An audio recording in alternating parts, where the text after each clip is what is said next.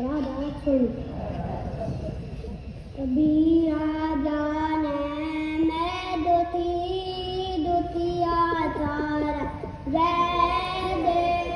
मुझे कट तरे जेतियो दर दर ये आए के किस काम तो तर बैठ क्या बात के मुझ मिलिए राम से खाली दोनों हाथ हस देने खेड़ खेड़ जेड़े रोवन दे यार तलनू हस देने खेड़ खेड़ जेड़े रोवन दे यार तलनू या